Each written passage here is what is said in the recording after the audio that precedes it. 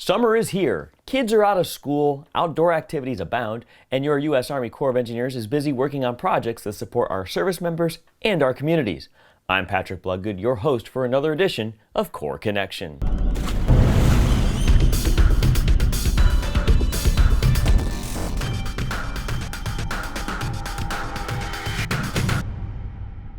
Welcome to the July edition of our monthly vlog, where we take you around USACE to give you an inside look at our people, projects, and the initiatives we were working on over the last month. June was Safety Month, and we have plenty of safety-related items to share with you from around the nation. But first, our Pittsburgh district leads us off as they used a helicopter to replace aging equipment at the East Branch Dam near Wilcox, Pennsylvania.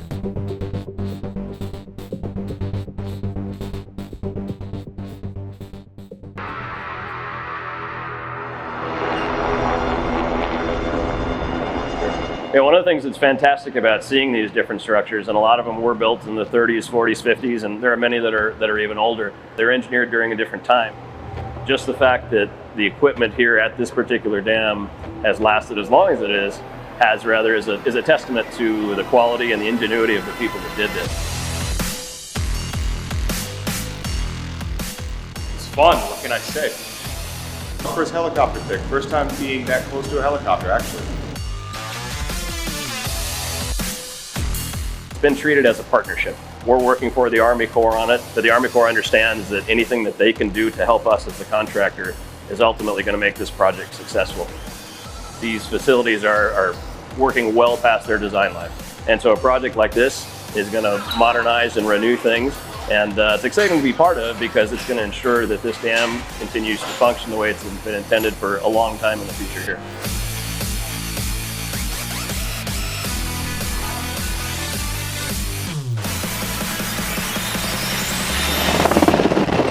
These hoists have to be able to function reliably in order to keep the water levels where they need to be and also maintain operations during floods, during low water times, and keep the downstream levels what they should be. You know, these structures enhance everybody's lives. People don't always see them. They're here for recreation. They're here for flood control. Some of them are here for drinking water. It's projects like that that help us to have a number of these facilities, cities that are protected by flood walls and other features.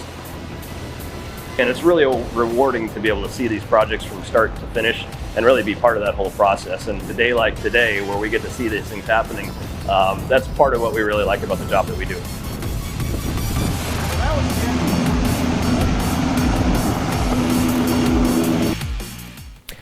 Replacement of the hoist helps to make sure the dam will continue to operate as designed for years to come.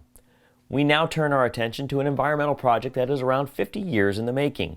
The Memphis District kicked off a feasibility study on the running Reelfoot Bayou to identify and evaluate alternatives for restoring aquatic and floodplain habitat along a 20-mile corridor from Reelfoot Lake and Lake Isom National Wildlife Refuge to the Obion River.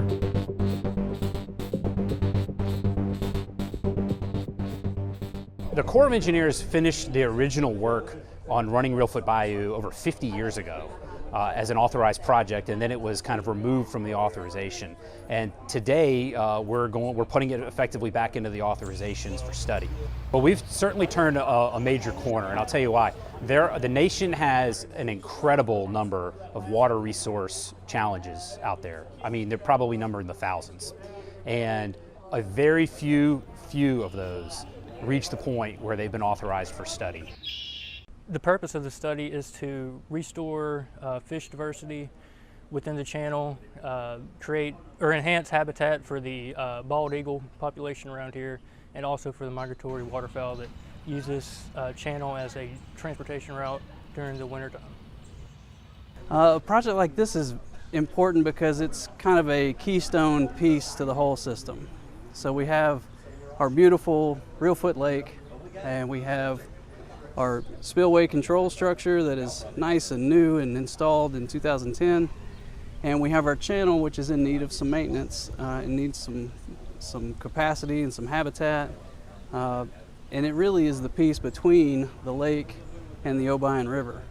And if it's not functioning optimally, it affects everyone along the way. So we have multi-states, thousands of acres of farmland who rely on this drainage to function correctly. Over the next 2 or 3 years, we're going to study all of the alternatives. We're going to weigh the pros and the cons, the costs and the benefits, and make sure we achieve all the objectives, and we're going to make sure that that's done in line with policy and law. Once we're done with that, this report is going to get signed by the Chief of Engineers, and it's going to go to the Congress. And then we will ask the Congress to authorize it as a project and give it money for construction. And so that will occur over the coming years, and then eventually it will get funded, and the Corps of Engineers will be able to construct it, and then we'll be able to start giving the benefits back to the community, to the nation. While it's summer, it doesn't mean USACE doesn't stop thinking about the cold. The U.S. Army Corps of Engineers Engineering Research Development Center's Cold Regions Research and Engineering Lab, located in Hanover, New Hampshire, works year-round to research the effects cold weather has on equipment, facilities, and the environment. Researchers and engineers at the lab discuss why they take such an interest in working in frigid temperatures.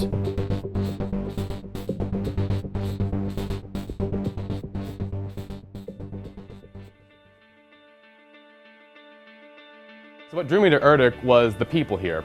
The people here are so enthusiastic about science and being part of the mission to help the nation. I like a challenge, and I like change. And it was pretty obvious to me upon learning about URDIC that there was a lot of really unique challenges, and it was a dynamic changing environment that had a lot of really meaningful impacts for both our civilian and military sectors, and that really appeals with me. It helped the military, it helped our nation, but it also helped different local individuals in different communities that not necessarily can help themselves. So I'm humbled to say that I'm a small part of this community that's providing this help to our nation. And the idea that one day the technology that I can help develop, that will help our soldiers and our nation, just makes me sleep good at night. This is public service at its best, if you will. You're working at a government lab and you're serving the country, the people, the armed forces. And I think that, to me, that's a great motivator. And so it was really great to come someplace where you feel like you can do research that people are going to be using the work right away, and it's very applied. I came to CREL because I love the mission. It's an amazing mission where Army scientists and engineers actually go to the polar regions of the planet to solve engineering and scientific challenges. And it's through that diversity that we can be better at solving problems and finding innovative solutions. We are the one laboratory in the United States whose mission is devoted to solving scientific and engineering problems in the polar regions of the planet. I think that's amazing. Then I find out about URDIC CREL, and then I contacted the researcher here. And they invited me to give a talk. And sitting down and talking to different researchers about the type of work they do, I knew from that moment that I wanted to come at CREL and be a part of this environment. This is the reason why I joined URDIC CREL. One of the projects the team at the Cold Regions Research and Engineering Lab, in partnership with the National Oceanic and Atmospheric Administration, is working on is oil spill detection techniques, which will help responders in cleanup efforts after a major oil spill.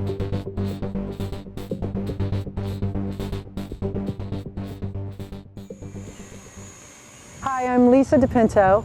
I'm a senior scientist with the National Oceanic and Atmospheric Administration, and I work in the Office of Response and Restoration.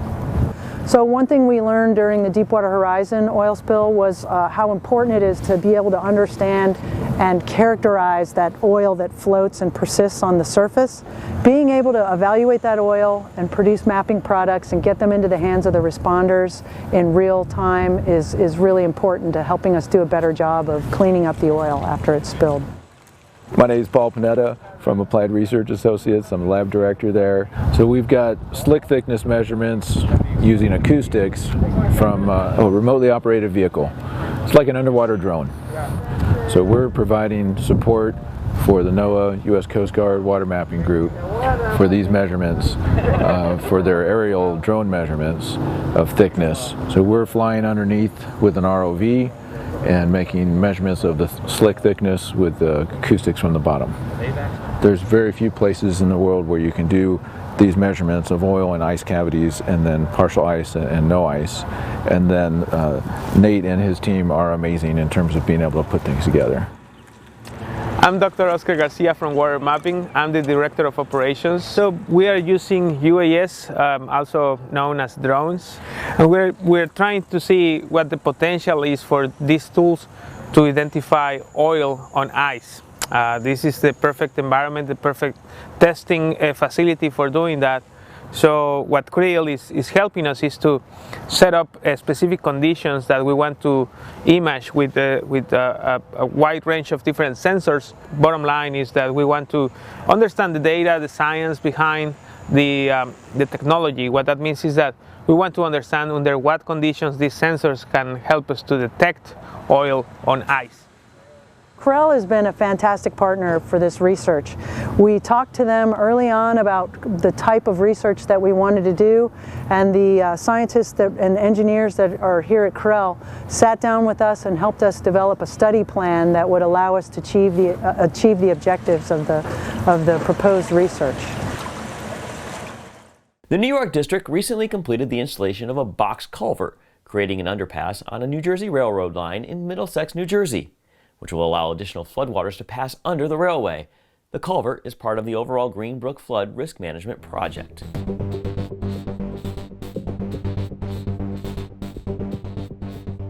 Right now, we're building elements within the borough of Middlesex, New Jersey, as part of System CHBD. This particular culvert is an option under the Segment C1 contract, which consists of a base flood wall. We see behind me is a culvert that was formed in place that's going to be shortly rolled into that railroad embankment that was been excavated. And this culvert will serve for relief floodwater coming from Bound Brook, that's right over here. So when Bound Brook gets to overbank flows, it'll now come through this additional culvert. There's an existing culvert already. This is going to allow higher flows to go through this new culvert. And the idea is, with additional capacity, to alleviate some flooding possibility upstream of the culvert. The Army Corps worked 24/7 with its contractor to get this work done within a 72-hour window. Time was critical in installing the culvert and have it in place before the Monday morning commute. So Carbro began excavating the existing embankment then. They took that out of the way. And then they excavated down below from a few feet up to maybe about 8 feet, so that you could have a suitable subbase for the weight of the culvert and the track, the embankment material on it. Obviously it has to have a firm footing because you're going to have commuter trains with hundreds of people, going over this. So we excavated down to up to about 8 feet, brought in DGA, dense grade aggregate, filled underneath this, and then once everything was compacted every 6 or 12 inches so that you wouldn't have any shift with the weight of the culvert, and the contractor laid these steel plates down. You can see the mobile transports there in each barrel of the culvert. Those plates provided distribution of force for the weight and ensured that everything stayed stable. They only lifted it a few inches, maybe like 4 or 5 inches off the ground. Slowly brought it into place. And I see they've lowered it. The next thing they'll do is they'll back those machines out of there. And the two mountains over there of aggregate, one of them is going to be placed back in the embankment level with the top of the culvert. That's the DGA, or dense grade aggregate. Once that's in, the material called I9 would be placed on top until you have the general shape of the embankment. Once we're there, transit will come in. These loose sections of track, these 2 loose sections of track that were removed, will be brought back in place. Transit will work to reopen the line in time for Monday morning commuter traffic at 4 a.m. This project would have not been possible without the partnership of NJDEP and NJ Transit. The New Jersey Department of Environmental Protection is our project partner on the Greenbrook project. We cost share the project, 75% federal, 25% non-federal. We had representatives of DEP out here today to view this operation. It's kind of a unique thing. I've never seen anything like this before that was this complex, or kind of cool to watch. And I think that was a pretty common sentiment.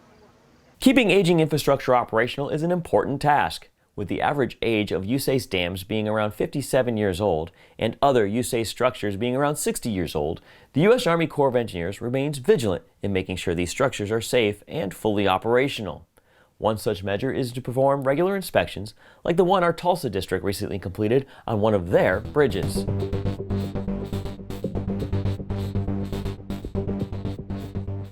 My name's Jennifer Butler. I'm the Bridge Safety Manager for the Tulsa district. I think most people drive over at least one bridge every day on the way to work or going to the store. Probably, hopefully, they never worry when they drive over it. I hope this bridge is safe for me and my family. But that's really why we're here. It's all about the bridge health and the bridge safety, and also spotting issues that maybe we can remedy before they get too bad, and maintaining the life of the bridge. So, the average life of our bridges is 40 to 50 years right now, and we just want to make that stretch as long as we can.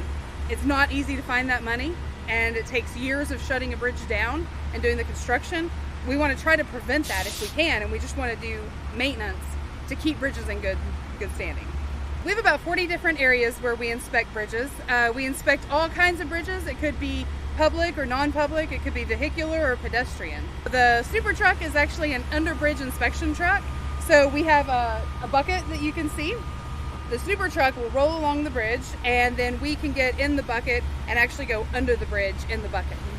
Some bridges have catwalks and some bridges don't. So the bridges that don't, you have to have something like this, or it has to be a very short span that's not very high, so that you can actually climb under the bridge and see everything.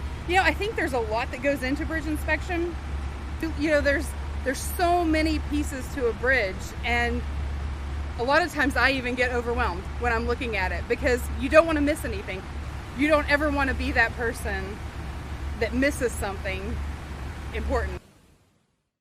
From inspecting in person to using robots to assist in the inspection process, USACE's Engineering Research and Development Center recently tested out the next wave of inspection equipment with the Fort Worth District as they research how well a fully autonomous robotic vehicle will work in inspecting dams.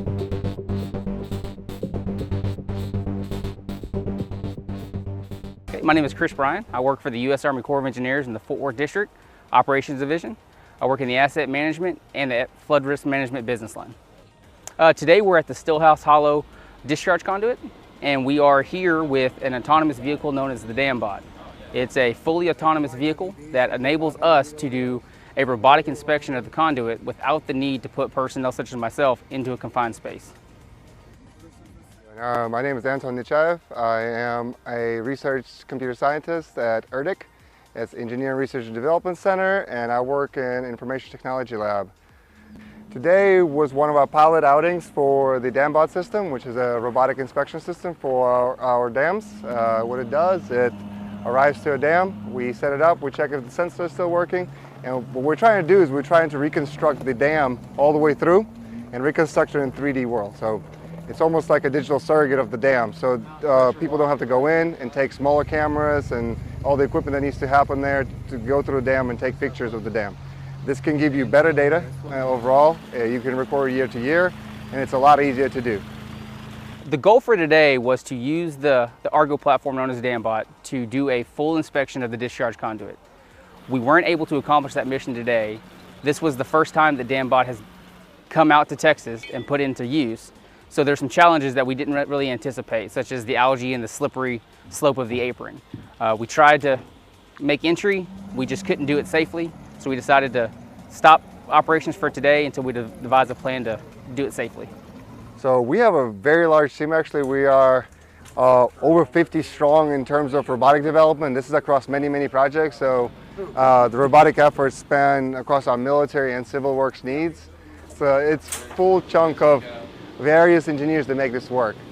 Robotics is such a diverse field that you have to have a deep knowledge of many different areas. As I said in the beginning of the episode, last month was Safety Month. The next series of stories focuses in on the safety culture that is ingrained in the U.S. Army Corps of Engineers. We start with our Nashville district, which has an award-winning safety program and shows us what they do to keep their workers, contractors, and bystanders near their projects safe.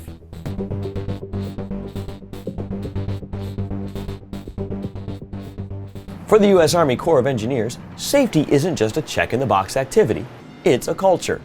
As displayed by USACE's Nashville district, one of the award-winning safety programs in fiscal year 2019, which has mega projects under construction, runs hydropower dams, and has a recreation mission. It takes having a culture mindset to keep employees and contractors alike safe on the job site. Safety is more than just a bumper sticker. Our safety culture really resonates throughout our programs and our work sites. Our goal is not just to ensure compliance, but to encourage our people to embrace established best safety practices. One of those practices is to make sure all entities are aware of what is going on. The biggest thing that we need is communication. So in order to make sure that everybody's on the same page, we have to communicate amongst ourselves and all our partners. According to safety managers, another best practice is to make sure all entities are aware of what is expected from the start, and a mutual level of trust and understanding is maintained. Conveying those messages early of the core expectations and showing these team members that we truly care about their safety and health is key and essential. One of the things that you need to do when you're talking to people about safety, you need to talk with them, not to them, and certainly not at them. You idiot, why did you do that, is not the way to start a conversation. Safety practitioners have a realistic view that even though a great safety program may be in place, injuries or accidents may occur, and that allows them to learn from those incidents to work to prevent them in the future. Yes, we have had some on-the-job injuries here. Not very many, but we have had some. We've had a number of near-miss incidents, and our near-miss to reportable is about 8 to 1. So that gives us a good, solid bunch of information, root cause information, so that we can take a look into the future and see if we can avoid some of those things. We see the same thing beginning to take place. We can go back and say, hey, we've seen this before. Here's how we fixed it, and here's how we're going to prevent it right now. According to safety officials, part of a safety culture is to be prepared for when an accident or health emergency occurs, which means having well-established relationships with first responders. Meet with your off-site emergency response people. Get to know them. They are the people that are going to come and help you when things go bad. The last thing that you want is to meet them for the first time at 2 o'clock in the morning in a rainstorm with an injury. Ultimately, safety officials say it's less about making people follow a certain regulation for the sake of following it, but more about caring for the individual's well-being that drives a great program. It's important that the employees working on this site, our contract employees, know that we genuinely care for their safety and well-being. It's imperative. They come to work with 10 fingers and toes in the morning, that we send them out at the end of the day with those same 10 fingers and toes to their wife and children. We talk about water safety a lot in the U.S. Army Corps of Engineers, and with good reason. USACE records around 260 million visits to more than 400 lake and river projects throughout the United States. One activity regularly seen on the water is paddling in a kayak. While it is a fun, healthy way to enjoy a day on the water, there are risks, which is why the Fort Worth District wants you to remember these tips as you hit the lake, river, or ocean.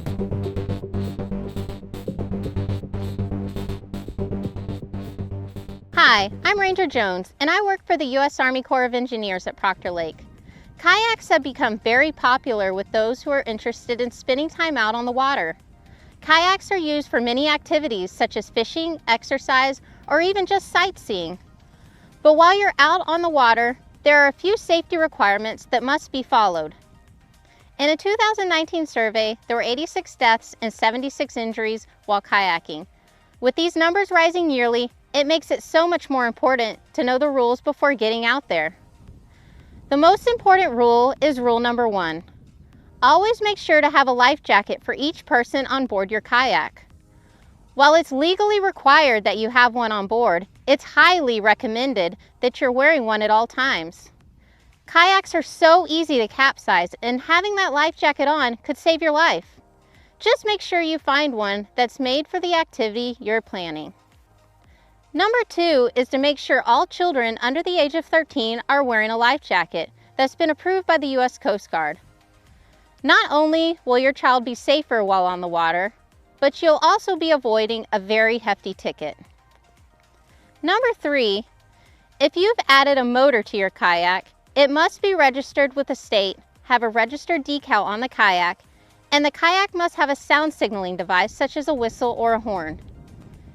If you plan to do any nighttime paddling, then number 4 is to make sure you have a bright white light that's 360 degrees on your kayak between sunset and sunrise.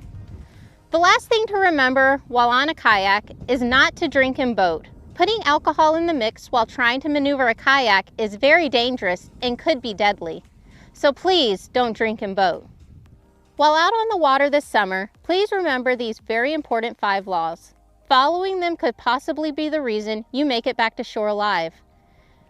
Make sure to have fun, but do it safely, and always remember to wear your life jacket. From enjoying the water to working on the water, working on a dredge can be a dangerous job.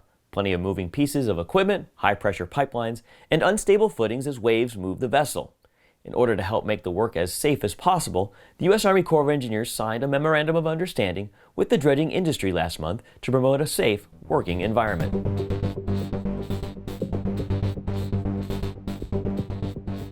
The U.S. Army Corps of Engineers recently reaffirmed its commitment to safety with the signing of a Memorandum of Understanding with the dredging community. Major General William Butch Graham signed the document with leaders from the Council of Dredging and Marine Construction Safety at the USACE headquarters in Washington, D.C. on June 3rd. According to safety practitioners, the MOU helps in making the work environment for contractors working on the dredges safer. We committed to having these meetings, sharing information, developing initiatives, things that we know can further delivering the program safely. The collaboration between the Corps and industry, we're going to be able to further share our ideas, and this document only solidifies that.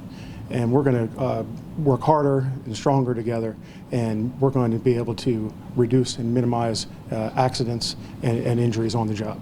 With the signing of the MOU, USACE and the dredging industry formally agreed to continue their efforts to promote and develop a safety mindset. What we did today was reaffirmed and recommitted to expanding the good works that we've done over the last so many years. It really paves the way for new initiatives moving forward and helps us create and sustain a positive safety culture for the entire dredging and marine construction industry. The Council for Dredging and Marine Construction Safety is the national safety voice for the industry and has worked with USACE in the past to promote a safe and injury-free workplace. USACE officials say it is important for the agency to partner with industry groups like the CDMCS to not only work towards a safer work environment, but to also gain knowledge. It's important for us to understand the challenges, best practices, all the things that they do to make these projects go well, go safe, and are executed in the way that we expect them to. From USACE headquarters in Washington, D.C., Patrick Bloodgood. For boats of all shapes and sizes, encountering a dam while navigating one of the nation's rivers is a very likely possibility. And while many dams are hard to miss, fixed crest and low-head dams oftentimes remain at or below the water level, making them nearly impossible to see from upstream. The Pittsburgh District recently added in safety booms to alert boaters of a fixed crest dam downstream so that they know to avoid the area.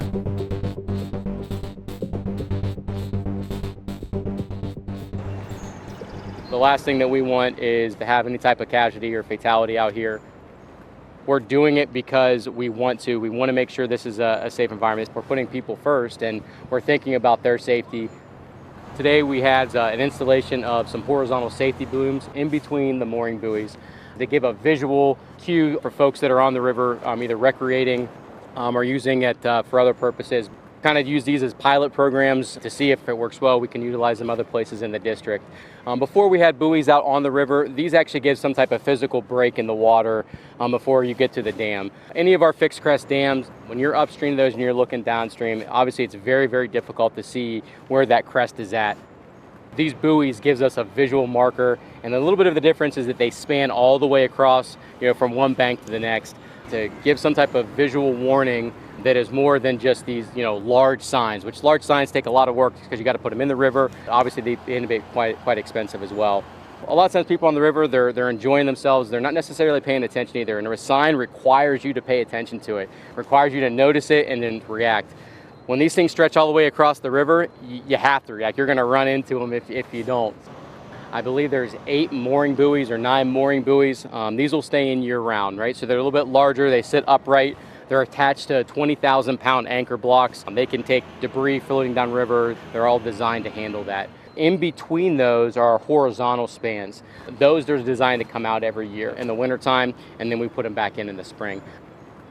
So I live here in Pittsburgh. I mean, we love this city, and being able to work for the Corps that has the opportunity to interact with the population here every day, to really make it a safer place and to make its waterways navigable for not only for commerce reasons, but also to get to come out here and enjoy the beautiful views we have down here. As an engineer, I've always had the opportunity to go and do some really neat projects that not only serve a capacity for our national defense, but also benefit the community we're working. Whether I'm working in a remote mountainside in El Salvador, working in a village in Afghanistan, or here I'm now getting to do something here in Pittsburgh in my hometown. So that's all something that I really feel appreciative and grateful to do. On the military side of the USACE missions, the 249th Engineering Battalion is tasked with providing temporary emergency power during national disasters, but they are also tasked with providing power to forward deployed Army soldiers at camps and installations around the globe. In a training exercise, soldiers from the battalion climbed power poles to keep up their skill sets in being able to provide vital electricity safely.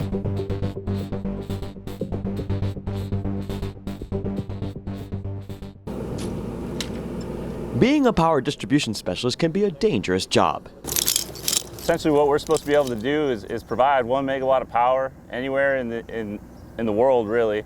And to go with that, we have to establish a power plant and we have to distribute it. Which means at times donning your climbing gear and step by step climb to the top of a 40-foot pole to perform the work. And according to the Bureau of Labor Statistics, it ranks among the top 10 for dangerous professions in the nation, which is why constant training is vital. It's important to keep it up because if you go 6 months to a year without doing this at all, it becomes a lot more difficult to pick up the training and kind of be where you were at when you came out of the schoolhouse. One of the many safety training items the linemen work on is how to get an incapacitated individual down from the top of a pole. There's a lot of things in place to ensure that you don't get injured on the pole. However, if something happens, a heart attack, electrical shock, whatever it might be, if somebody gets stranded on top of that pole, we have 4 minutes to get that individual down to the ground to be able to perform CPR to prevent any long-term damage on that individual. It's literally a race against time. The training we're going to do here is to get up the pole, wrap a line around him, and get him down on the ground within that 4-minute time frame. Ready, set, go. Moody says this training ensures soldiers have the knowledge and means to provide power no matter the location in a safe and viable manner. Having the ability to install overhead distribution is just another tool we can use to get the power to whatever camp we may be powering. A tool which could mean keeping the lights on for soldiers in the field safely. From Fort Belvoir, Virginia, Patrick Bloodgood. Our final story focuses in on a Tulsa District Lake Manager who proved he is tough as metal as he not only helped bring an Ironman event to a USACE project site, but also participated in it.